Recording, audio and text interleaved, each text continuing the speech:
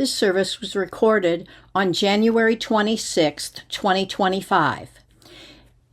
The name of it is Freedom as Liberating Love. It is led by the Reverend Reneé Ruchotzke, who is from the UUA. It is presented at Red River Unitarian Universalist Church in Denison, Texas.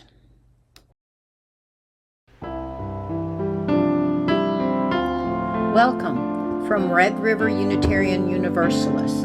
Thank you for joining us. The religion we practice in this church is centered in the here and now, rather than the hereafter. It is more of a thinking kind of religion than a believing kind. It is governed more by reason than by tradition, more concerned with the present than the past. It is concerned with getting the most out of life, with living wisely and well. A major aim for us is continually expanding our understanding of life and ourselves. This church is a community of people who share in the free and open search for a level of understanding that will enable us to be more fully and effectively alive. The church does not tell us what we must believe. It stimulates us to think. It supports us in our search. You are welcome to join us. Our centering value is love, with transformation, generosity, equity, interdependence, justice, and pluralism.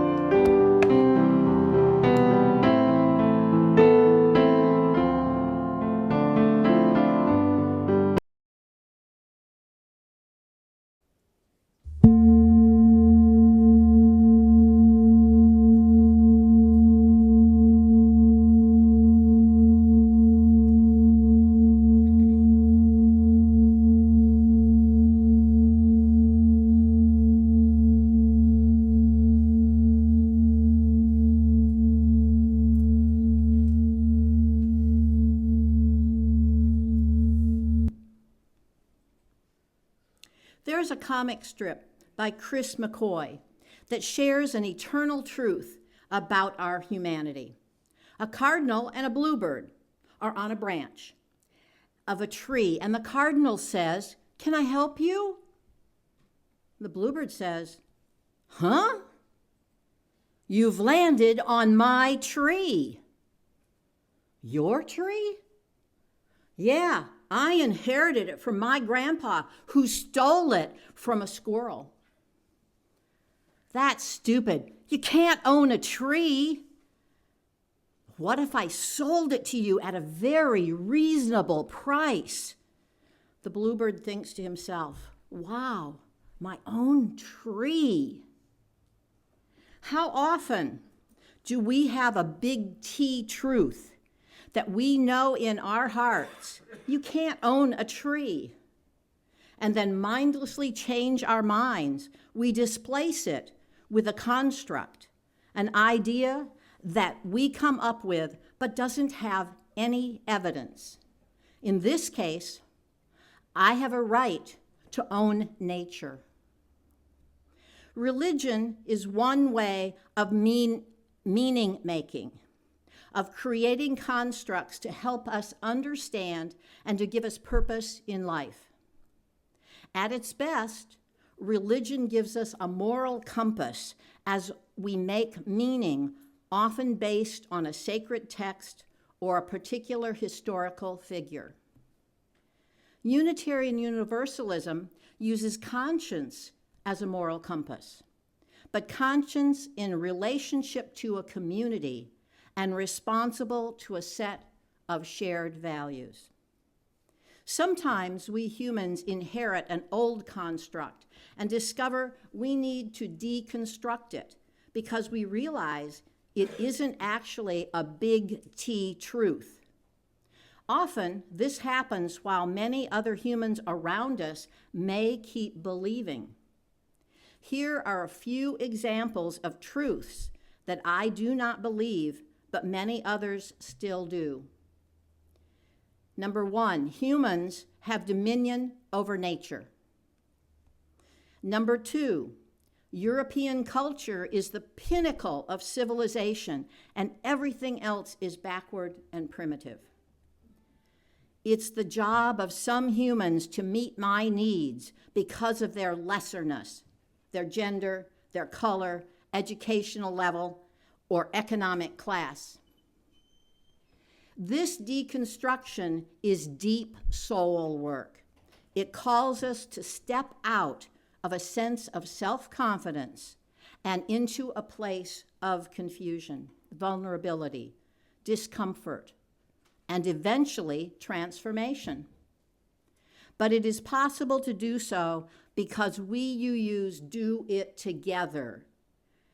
We are not alone. Come, let us worship together. As is our custom, if you'd like to come and light a candle for a joy, a challenge, or just to bring more light into this room, please do so while we sit in stillness listening to the prelude.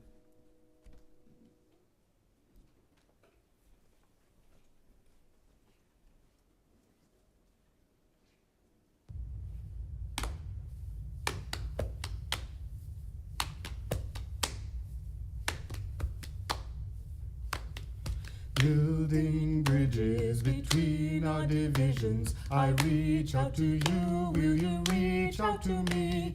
With all of our voices and all of our visions, sisters, we can make such sweet harmony.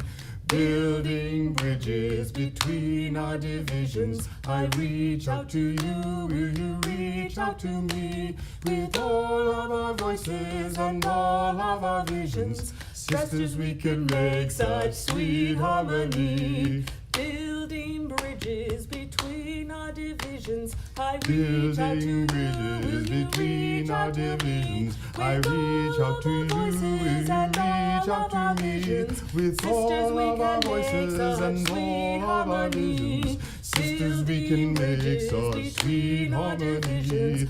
Building bridges between our divisions, with all of our voices and all of our visions, with all of our voices and all of our visions, sisters, we can make such sweet harmony. Building bridges between our divisions, I reach out to you, I reach out to you, will you reach out to me? With all of our voices and all of our visions, sisters, we can make such sweet harmony. Building bridges between our divisions, I reach out to you, will you reach out to me? With all of our voices and all of our visions, sisters, we can make such sweet harmony. Sisters, we can make such sweet harmony. Sisters, we can make such. Sisters, we can make such sweet harmony. Sisters, we can make such sweet harmony.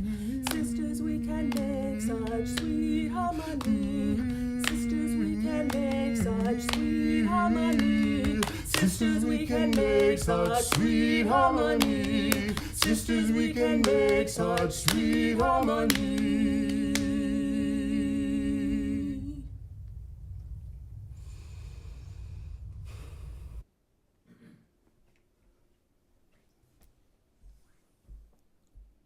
Please rise in body or spirit for our chalice lighting and spoken affirmation.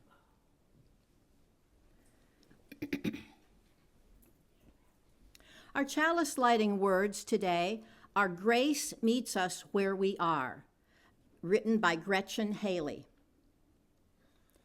There is nothing you need to bring with you to be welcome here.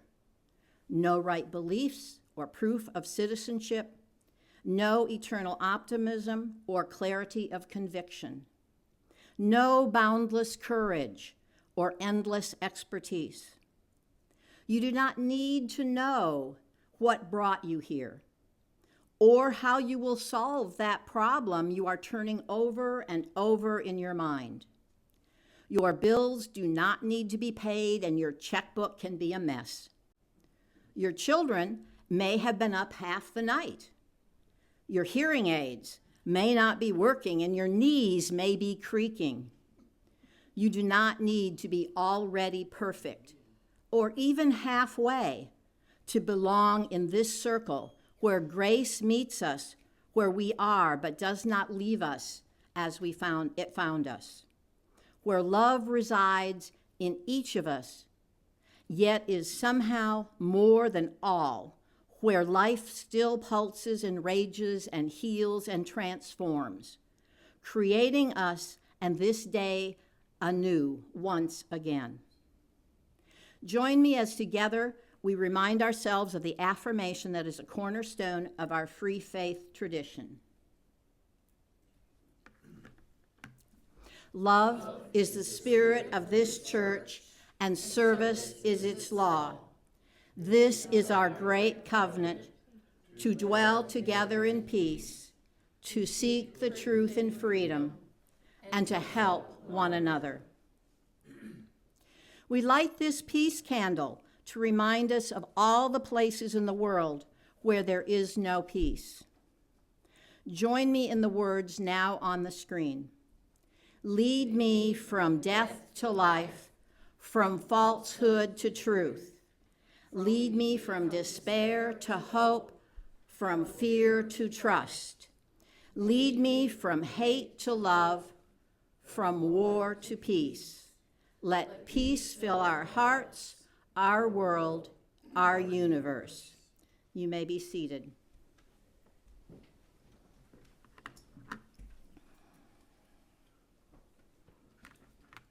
Our opening thought is by the Reverend Reneé Ruchotzke.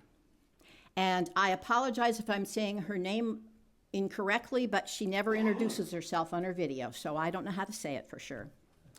The results of the November 2024 election have shown that many of our neighbors don't share the same vision of what kind of world we want to live in. Christian nationalism has been on the rise and democracy is under attack. In this service, we explore how the recently adopted UU shared values can help us model a compelling alternative.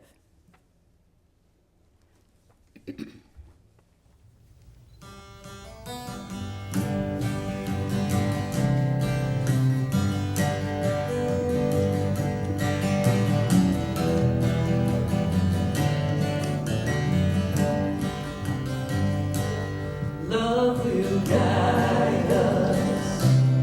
Peace has dried us.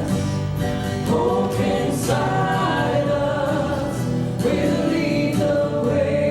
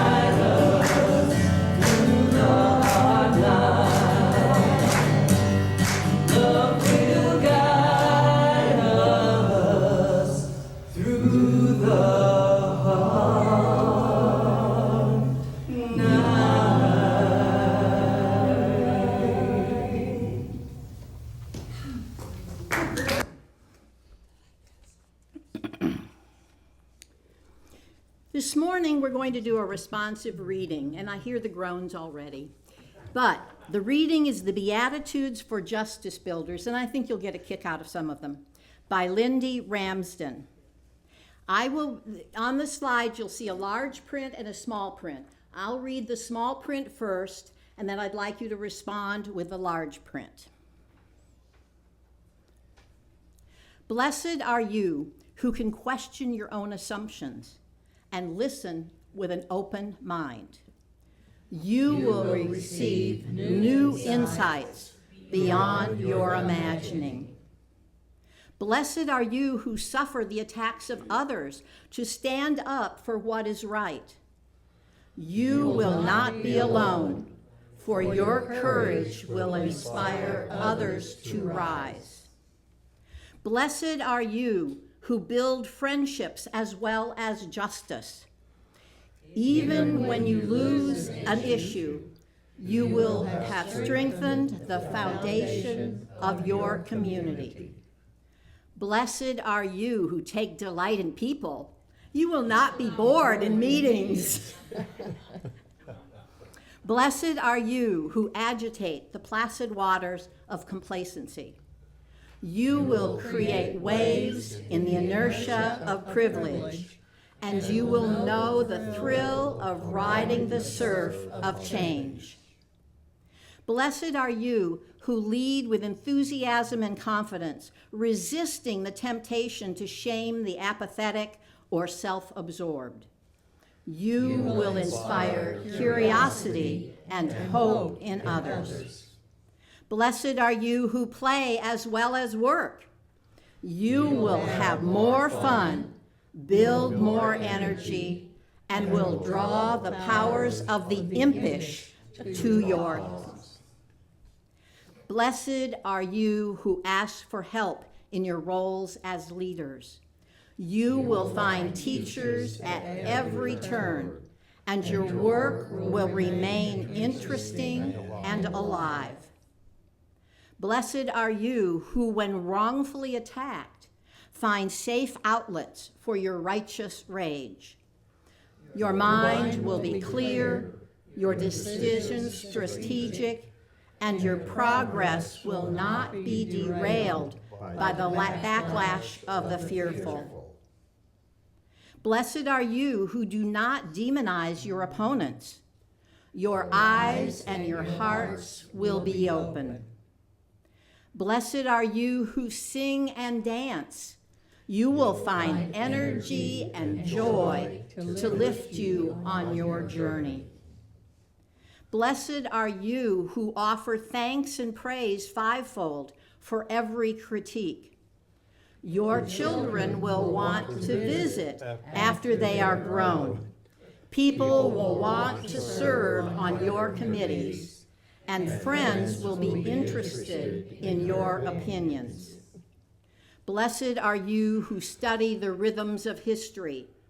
You will have knowledge with which to shape the future. Blessed are you who work in coalition rather than in principled isolation. You will meet great people, learn things you didn't realize you needed to know, and have partners for the journey when you are in the lead or in need. Blessed are you who volunteer to be secretary and take good minutes. Your words will become history, and your efforts will move steadily forward rather than running absent-mindedly over thoroughly discussed ground.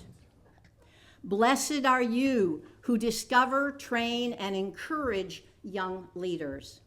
You will see your work expand and grow beyond your own time and talent. Blessed are you who can change your mind. You are still alive.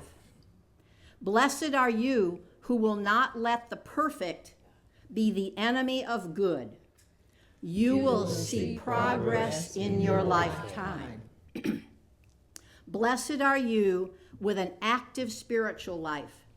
You will find perspective and comfort in times of loss and betrayal, and will rise without cynicism to meet the challenges of a new day. Blessed are you who live from a place of gratitude, for you will know the meaning of life.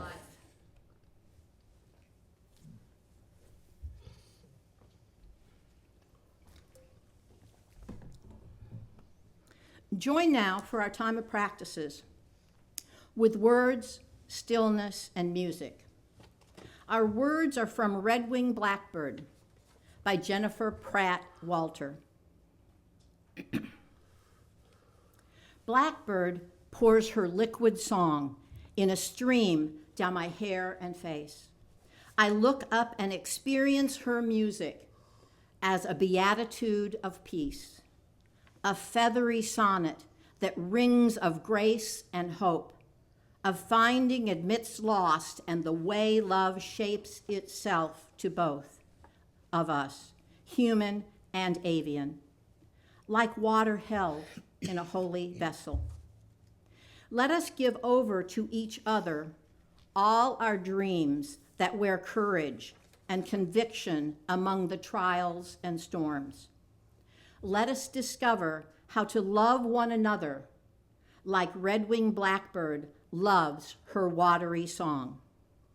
Please join me in a minute of silence.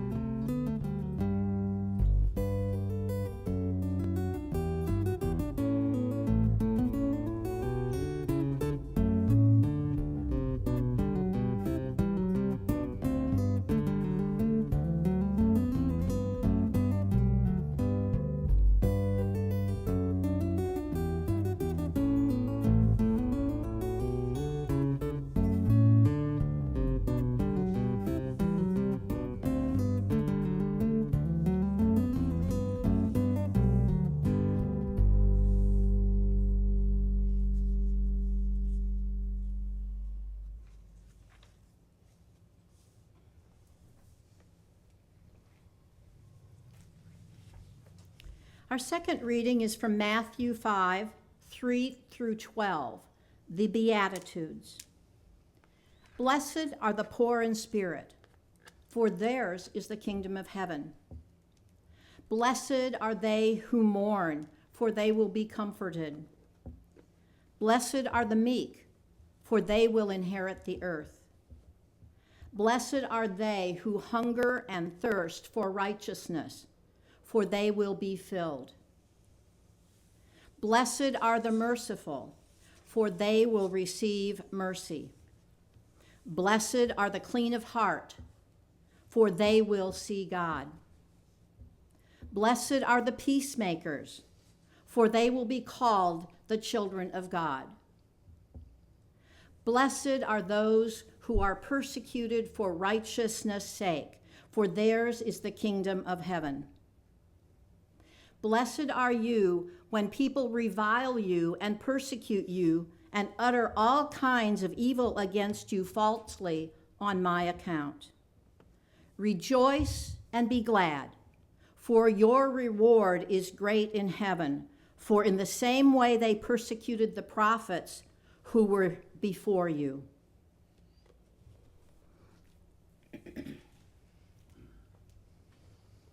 This one's a little bit harder to sing, so we'll try it.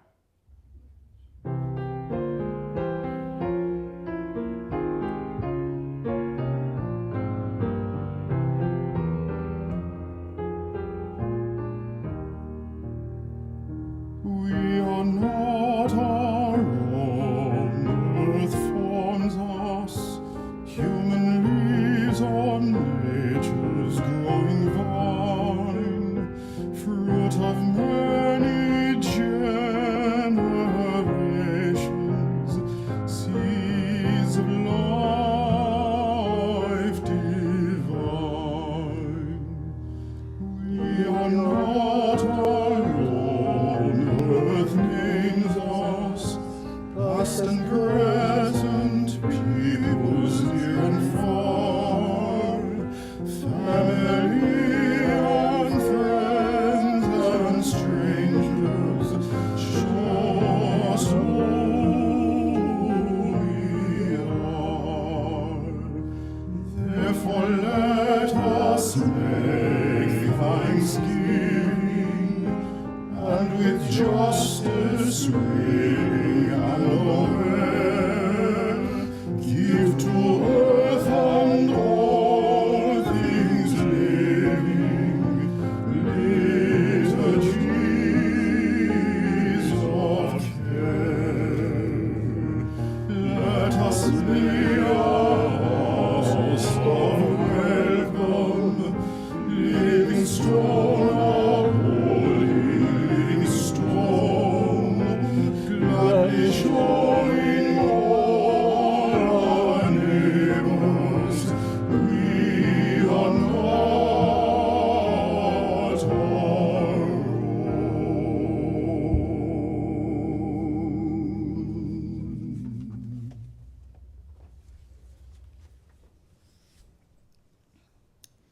Our discourse this morning is a video from the UUA Services of the Month series. It is Freedom as Liberating Love and is written and presented by the Reverend Reneé Ruchotzke from the UUA Congregational Life Staff, Central East Region.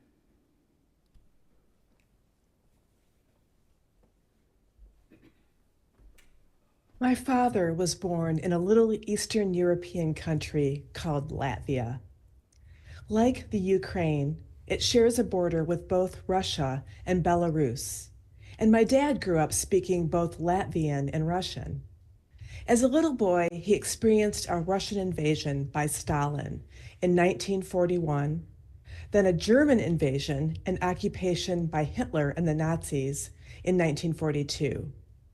Then in 1944, there was a second Russian invasion that resulted in over 40 years of occupation behind the Iron Curtain. Luckily, my 8-year-old dad, his 2-year-old sister, my grandparents, and my great-aunt fled to Germany, where they were given food, shelter, and work. The rest of my Latvian relatives lived under the terror of a totalitarian regime. That is, if they weren't killed or sent to Siberia. When I was growing up, my grandparents and dad never shared stories of what happened with the Russians, just a few oblique comments about how hard it was. I did know that my grandfather lived in constant fear that a KGB agent would track him down and kill him, even in a quiet little neighborhood up in Michigan. Later, when I was an adult, I learned that he witnessed one brother being shot by Russian soldiers, while another brother and cousin were sent to Siberia. A few years ago, I traveled to Latvia to learn about my family roots and experience Latvian culture. The one thing that struck me was that nobody smiled in public. Nobody smiled. Americans have been exposed to hundreds of stories about Hitler and the Nazis. I really had to dig to find out about the experiences of Eastern Europe under Stalin. It is horrifying. It is so horrifying that I had nightmares around the time of the invasion of Ukraine. I knew the history of the Stalin-created famines in Ukraine in the 1930s. The Soviets confiscated every scrap of food from the family-owned farms and refused to give them any rations. The starvation was unimaginable. They say that the countryside became bare of any vegetation and eerily silent because anything that moved was eaten. What I also learned from my deep dive into life behind the Iron Curtain is how living under a totalitarian regime was dehumanizing. I recently watched a 2021 documentary titled Homo Sovieticus that illustrated the impact 30 years after the USSR collapsed. It wasn't just being under constant control and surveillance. It was also being forced to deny and denounce one's history and identity.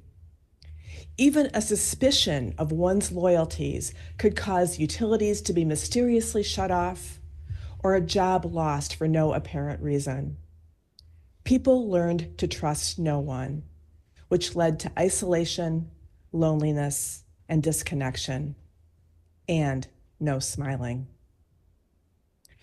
This is why the current political moment in the US is so frightening to me. I notice the markers of totalitarianism. Totalitarianism has a very specific meaning that can help us understand not only the dangers, but how we can respond to it. We start with authoritarianism, a government where a person or small group of people are in charge without having any accountability to the people being governed. This accountability piece is crucial, and we'll come back to it. Totalitarianism is authoritarianism that doesn't just stop at the government. Totalitarianism adds in some kind of ideology. It then uses that ideology to control most aspects of human life, such as the education system, what books are available, the arts, the sciences, and the private life morality of the citizens. We have a whole class of political leaders and billionaires who have embraced totalitarianism, containing at least 3 ideologies that I am noticing. The ideology of white supremacy, where Black and brown humans have less value. The idea of patriarchy, where women's value is based on what they give men, and anyone who doesn't fit gender roles is a problem. And the ideology of parasitic capitalism, which is based in extraction and exploitation rather than in creating things that have their own value. But what frightens me the most is an emerging ideology that is a Frankenstein's monster that combines the worst of all 3 of these ideologies: Christian nationalism. Let's be clear, there is nothing in the teachings of Jesus that resemble what is coming out of the mouths of these men and a few women. They have rewritten the Gospels to glorify guns and conflate themselves with God in Jesus. They are embracing the wolf of totalitarianism while masquerading in the sheep's clothing of Christianity. One way to think of Christian nationalism is how it echoes the belief in the divine right of kings, but with some self-appointed strongman in charge instead of the heir of the previous king. Whenever you have a person or a group who claims God is on their side so that they can seize power, it's a theological red flag.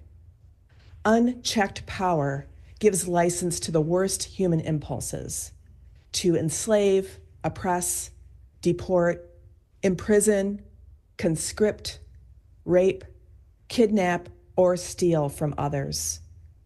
We are experiencing a time where the theological red flags are multiplying. But there are a lot of shades of gray before they turn to red. It's the gray shades where people can still reconsider their opinions. This is where we can make a difference in this current political moment. A lot of people think of themselves as good Christians, but that can mean a lot of different things, especially depending on what church they go to or what news shows they watch.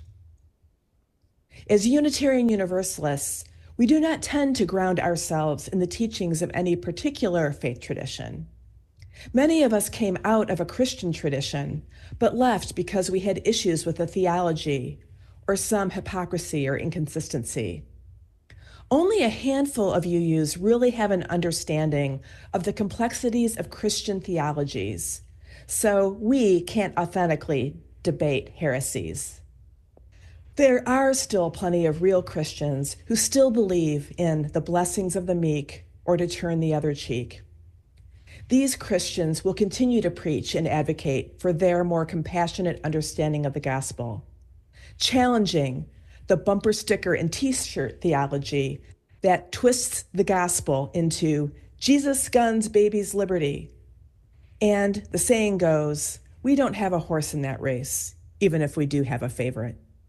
This is the point where I shift gears and start talking about what all of this means to us as Unitarian Universalists. Christian nationalism is a real threat, and we need to have our own response. We UUs have had our own conversation about the center of our faith nationally that touched on some of the same core issues. Even though there were thoughtful disagreements, I didn't see any head-scratching t-shirts or bumper stickers. Let me start by saying that one of the most beautiful things about Unitarian Universalism is that we don't have to tie ourselves up in knots whenever we come to a new conclusion about something. This is partly because we don't have to conform to an ancient text. Our history is full of questioning. Do we have to practice Holy Communion to be a church? Do people have to believe in God to be a member? Should women be ministers? Should earth-centered traditions like paganism or Wicca be listed alongside Christianity and Judaism? How do we understand the privileges of whiteness? And what does that mean to how we live our lives? As Unitarian Universalists, to help guide us when we struggle with questions such as this, we develop our own articulation of our faith. And every so often we renew that. And we just did so at the General Assembly of 2024. Then we adopted 6 core values, shared values that we use to guide our faith. These core values are generosity, justice, interdependence, equity, transformation, and pluralism. And at the center of these values is the core value of love, that each one of these values should use love as a touchstone. Article 2, which is part of our UUA bylaws, includes new pragmatic purposes that will guide the work of UUA staff like me. These purposes give a little more clarity to the mission of the UUA: to assist congregations, to support and train leaders in spiritual development, to heal historic justices, and to advance UU values in the world. But then the purposes take a bold step by naming in print what many of our prophetic UU leaders have been saying. Our purpose also includes transforming of the world through liberating love. There's that word love again, a love that liberates, a love that calls for freedom from, not the related but very different word of liberty that we are seeing on t-shirts and bumper stickers along with eagles and guns. Liberty is an expression of the freedom to. Let's unpack the differences. Freedom from oppression, not freedom to oppress. Freedom from economic exploitation, not freedom to make the maximum profit. Freedom of expression, not the freedom to silence the expression of others. The proposal also reiterates our covenant of support between congregations. Instead of naming specific sources, which were transient and never seemed to include the breadth of faith and ethical traditions we draw from, it names the more permanent qualities of the sources that we draw from: freedom, reason, hope, and courage. Again, these are particular expressions of faith that build upon a foundation of love. Freedom that wishes freedom for all. Reason that is curious and open to changing one's mind rather than held defensively or like a weapon. Courage that serves the common good rather than the individual ego. Then Article 2 takes another bold and some felt controversial statement. Love is the power that holds us together and is at the center of our shared values. So far, so good. Then it continues. We are accountable to one another for doing the work of living our shared values through the spiritual discipline of love. Remember when I said we'd come back to the topic of accountability when I was talking about authoritarianism, where people are in charge without having any accountability? We have seen what happens when leaders are able to act without transparency or accountability. We saw it with Stalin. We have seen it in the tragedy of how the Catholic Church handled sexual misconduct among their priests. We are seeing it in our criminal justice system. I see accountability as holding the line between two different understandings of freedom. One is all humans enjoying freedom from harm from the myriad of oppressions and isms, and the freedom to do whatever one wants, no matter how much those actions harm others. Accountability ensures that love is grounded in mutuality and respect, not on giving without receiving in return. Accountability encourages each person to take responsibility for their actions. Accountability discourages codependent behaviors like pity or overfunctioning. Accountability also calls us to keep our promises, to work through our mistakes, and to accept an olive branch of reconciliation when it is sincerely offered. When I am talking religion in the public sphere, I always look for or ask about, where are the lines of accountability? When someone's accountability begins and ends with the divine, I raise an eyebrow. I once had a boss tell me that since I was a person of faith, I didn't need a raise for the extra work I was doing because my reward would come in heaven. He was enjoying the freedom to help himself to my labor. Then I enjoyed the freedom from not working there anymore and found another job. As a congregation, accountability is actually a key part of how we have historically approached our theology. Our Pilgrim and Puritan ancestors saw the corruption of the bishops and the presbyteries, of how they didn't stay true to the teachings of the Bible. In our congregational polity, the individual conscience, in conversation with others in covenanted community, is the way we practice accountability. You actually can't believe anything you want. You need to test it with your fellow sojourners on the path of faith. One person can't just make decisions for the whole community, not even the minister. Instead, we empower a group of leaders to look at the big picture and to talk things through. And for the big decisions, we expect that the whole community will have a voice. Nationally, in our denomination, things work much the same way. We have small groups writing curricula, collecting worship materials, editing hymnals. But for the big decisions, like updating our covenant, principles, and purposes, we convene a national conversation and eventually vote. I am grateful that our faith has decided to do the hard work of working with the tension between individual rights and community responsibilities through our new wording in Article 2. As I said earlier, this deconstruction is deep soul work. It calls us to step out of a sense of self-confidence and into a place of confusion, vulnerability, discomfort, but eventually transformation. We can do so because we are doing it together. We are not alone. Amen, and blessed be.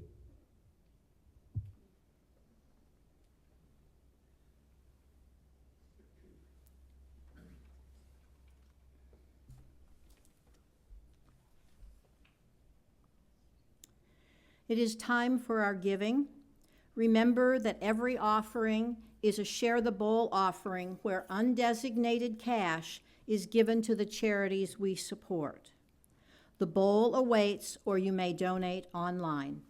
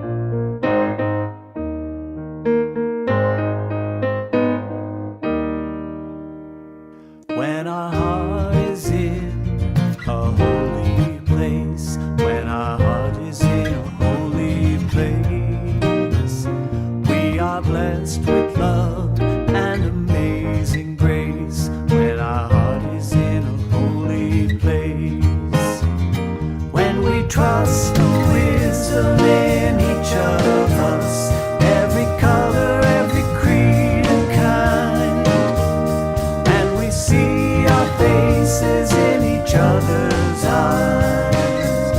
When our heart is in a holy place, when our heart is in a holy place, when our heart is in a holy place, we are blessed with love and amazing grace. When our heart is in a holy place, when we tell our story from deep inside, and we listen with a loving mind, and we hear our voices in each other's words, then our heart is in a holy place.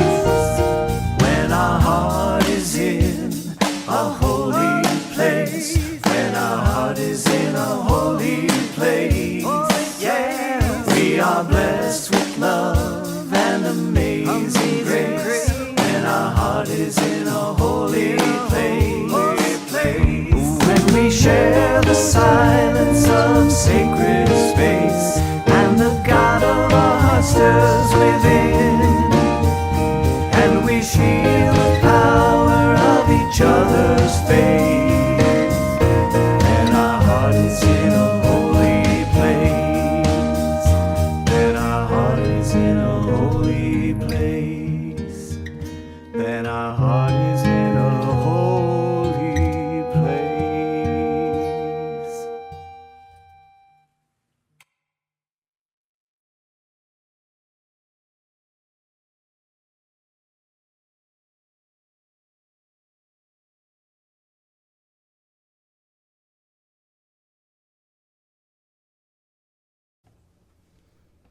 I invite you to rise in body or spirit for our closing thought and extinguishing the chalice.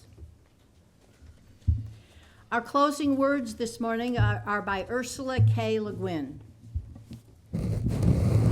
We live in capitalism. Its power seems inescapable. So did the divine right of kings. Any human power can be resisted and changed by human beings. Resistance and change often begin in art, and very often in our art, the art of words. Please join me in saying the words to extinguish our chalice. The words are in the program. We extinguish these flames, but not the light of truth, the warmth of community, or the fire of commitment. These we carry in our hearts until we are together again. Go in peace, return in love.